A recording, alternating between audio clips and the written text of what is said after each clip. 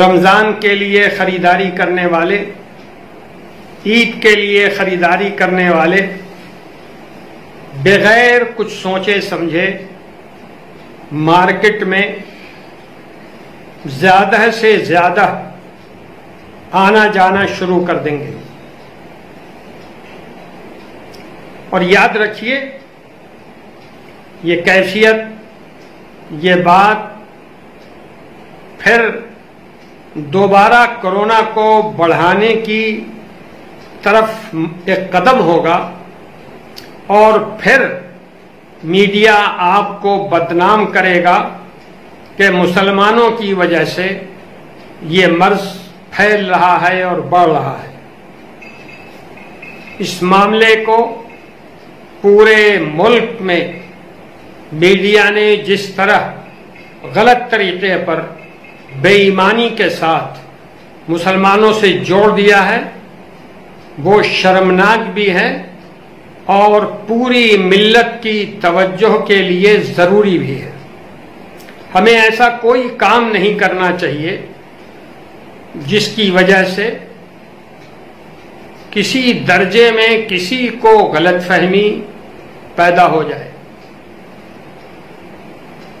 بازاروں میں بھیڑ لگانا، دکانوں پر بھیڑ لگانا بالکل غلط ہے، اور میں بالکل نہیں سمجھ رہا ہوں کہ مرکزی حکومت نے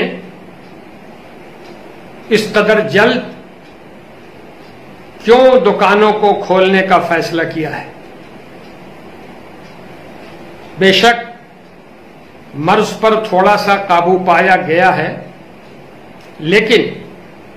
ابھی مرض کی جو نوعیت ملک کے اندر ہے اور جو عالمی ادارے نشاندہی کر رہے ہیں، ہمارے وطن عزیز میں کورونا کے پھیلنے بڑھنے کی امید بہت زیادہ ہے۔ اس لیے ہم سب کی ذمہ داری ہے کہ ہم اپنے اپنے گھروں میں رہیں، رمضان کی عبادتوں میں مشغول رہیں،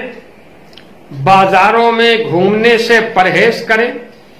دکانوں میں جانے سے پرہیز کریں، اور ہماری یہ بھی ذمہ داری ہے، اور میں دل سے یہ محسوس کرتا ہوں اور آپ کو مشورہ دے رہا ہوں کہ خود آپ کے گھر کے لوگ، آپ کے بچے پرانے کپڑے میں عید کی نماز ادا کر لیں اپنی اپنی جگہوں پر۔ یہ زیادہ بہتر ہے بنسبت اس بات کے کہ آپ بازاروں میں گھومیں اور خریداری کریں۔ مصلحت اسی میں ہے، عقل کا تقاضا یہی ہے کہ آپ اپنے آپ کو گھروں میں محدود رکھیں اور اللہ کے سامنے سر جھکائیں، اللہ سے مانگیں، اپنے گناہوں کی معافی مانگیں، اپنے غلطیوں پہ توبہ کریں، اور اللہ سے دعا کریں کہ اے اللہ مسجدوں کے دروازے ہمارے لیے کھول دیجیے۔ اور یہ یاد رکھیے، جب یہ مرض بالکل قابو میں آ جائے گا تبھی مسجدوں کے دروازے کھلنے کے امکانات ہیں۔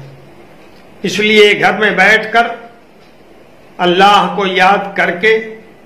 اپنے گناہوں سے توبہ مانگتے ہوئے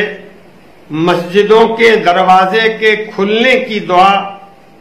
پورے اخلاص، پوری للہیت کے ساتھ کرنی چاہیے۔ بازاروں میں گھومنے کی روایت کو ختم کیجیے، خریداری کا سلسلہ بے حد ضروری سامان خریدنے کی حد تک محدود رکھیے، اپنے آپ کو اللہ کی یاد میں لگائیے، انشاءاللہ پورے ملک سے یہ مصیبت دور ہو جائے گی۔ والسلام علیکم ورحمۃ اللہ۔